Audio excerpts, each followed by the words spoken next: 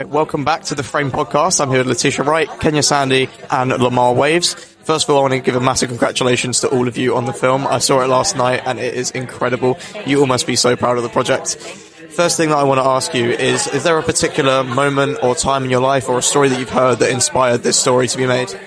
Yeah, this story is inspired by true events. My friend lost her brother.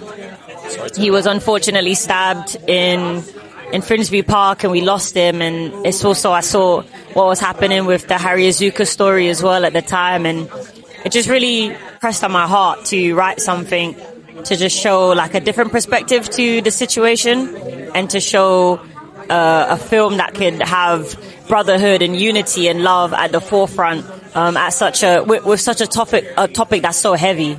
Yeah, it's a very powerful story. Thank you. If there's one thing that you want audiences to take away from this movie, for all of you, what is the one thing that you want them to take away? I would say brotherhood. I think brotherhood is so important.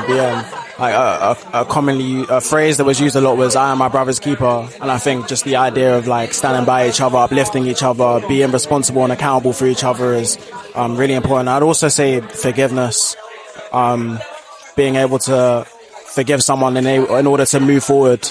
Is also really important. I hope that people are able to take away from watching this. I would love viewers to take away just ideas and concepts of trust. It's very clearly seen that Micah can't go forward without the rest of the boys, so it's just important to understand the close people around you, your friends, your peers, to just stay uplifted within each other, and to know that we can only be as empowered if we utilize each other, if we use our networks, if we stay true to ourselves. And trust is just about having that fallback, you know what I mean? Yeah. Being in a space of vulnerability and wanting to express ourselves and seeing Mike and the rest of the characters in this in-between, like how do we navigate and trust in one another? So trust in yourself, trust in your craft, trust in your journey, your process. So that's it. Obviously for all of you, there's a big creative journey that goes into this process.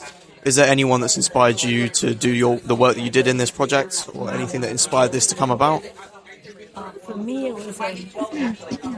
it was a lot of filmmakers like Khalil Joseph, Terrence Malick, just their cinematic style, Barry Jenkins, their cinematic style and their visual language has inspired me to figure out my own. So yeah, a lot of that, and a lot of like music as well, a lot of jazz musicians, Colin Stetson, Control, just a lot of like Trent Reznor, and the scores that he would make. So yeah, a lot of that. That's great. I guess if all three of you could sum up the movie in 3 words, what would those 3 words be? 3 words. I'd say brotherhood, groundedness, and unity. I say trust, passion,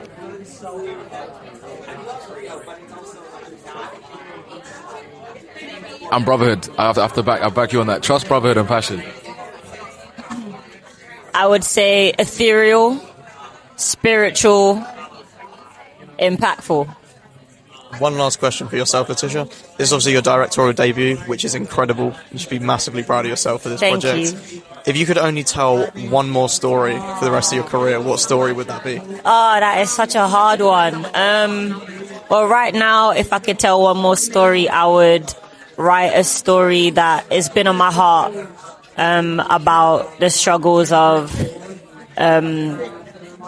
cancer. My aunt just passed away from it, so I would do something about that because it's really tough.